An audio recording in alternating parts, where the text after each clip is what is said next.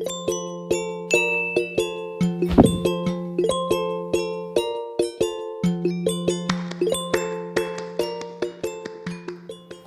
get started, I am going to be using 4 medium russet potatoes. I am also going to be using 1 9-ounce tube of store-bought chorizo. Now I am just going to peel and chop my potatoes.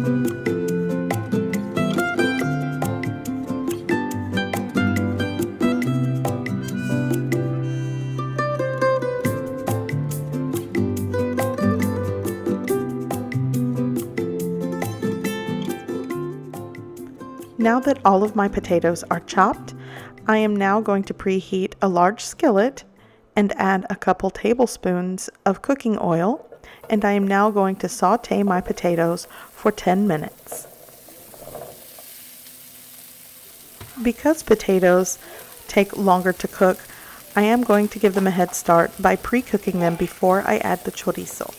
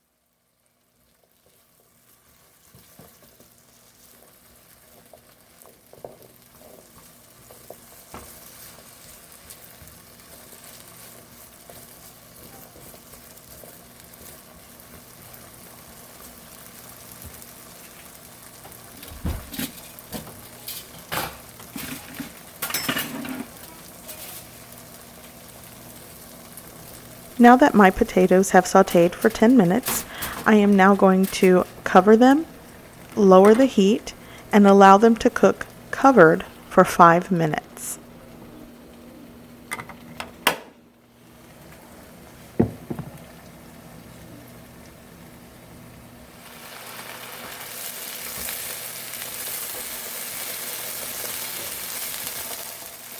Now that my potatoes have pre-cooked for an approximate time of 15 minutes, I am now going to add the chorizo.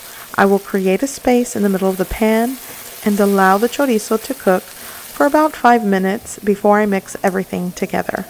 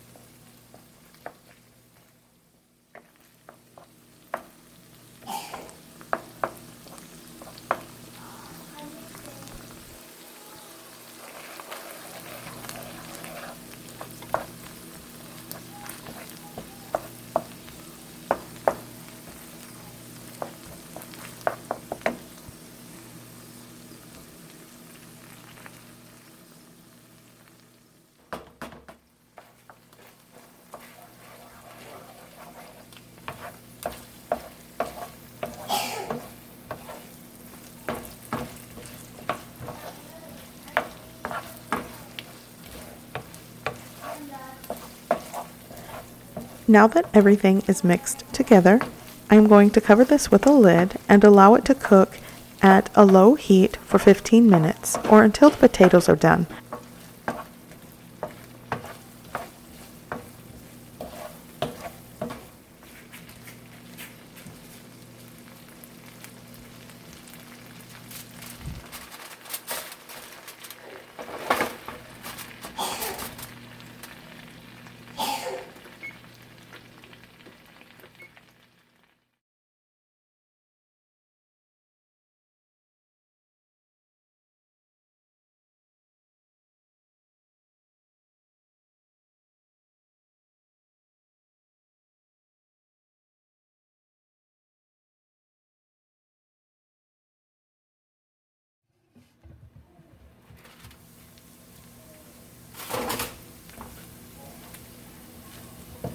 To make sure my potatoes are done, I am just going to check one of them and see if it splits in half with my spatula.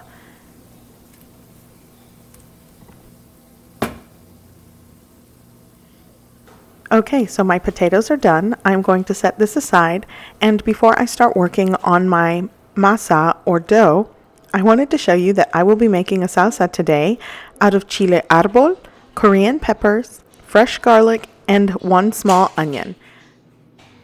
Now this salsa might seem a bit strange, but these are ingredients that I had in my fridge, so I decided to use them. And Korean peppers are always in my house, and I didn't want these to go bad. So I'm just going to boil these until everything is soft.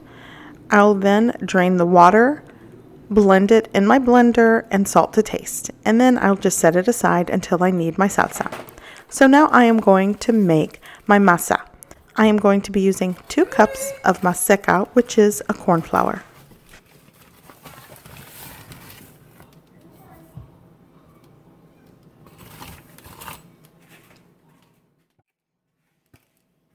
Next, I'm going to add a half teaspoon of salt.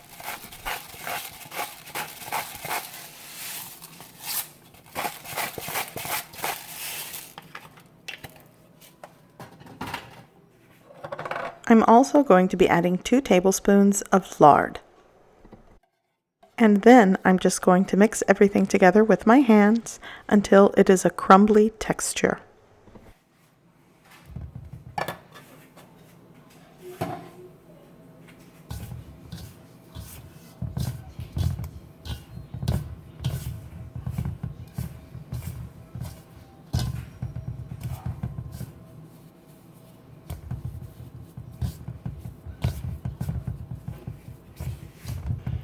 And now I am going to mix in 2 cups of hot water.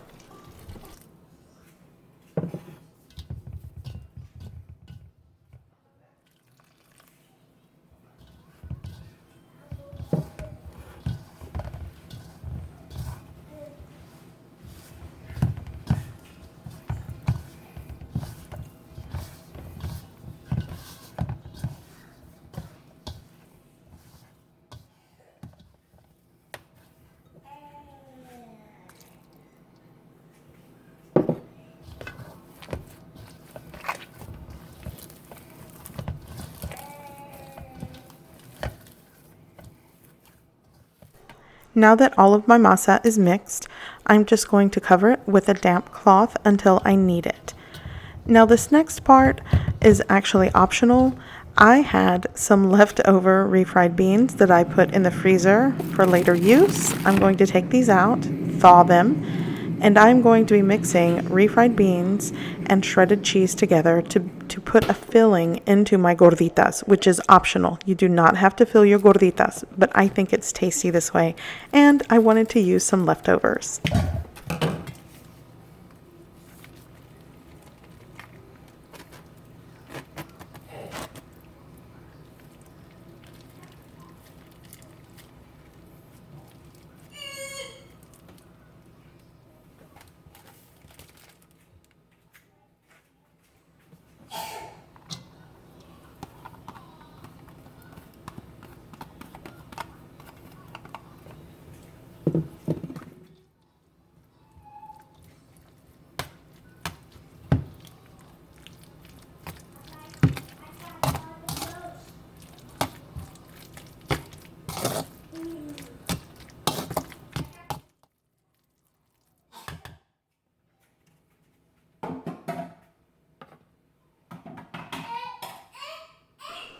Okay, so my bean and cheese filling is done. And now I'm setting up my station. I have a bowl of water. I have my corn flour dough. And again, the optional beans and cheese to fill the gorditas with. And here I have a nonstick griddle that I will be putting at around 300 degrees Fahrenheit, somewhere between 300 and 350. I'll have to watch it. So I wanted to get a head start on my gorditas before I slow down and show you how to form them. And it's very simple.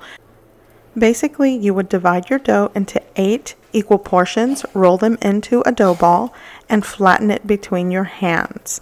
And they pretty much make palm-sized gorditas. Now, of course, I am adding a filling to mine, and I will show you how I do that. I would like to add that I lightly oiled my griddle.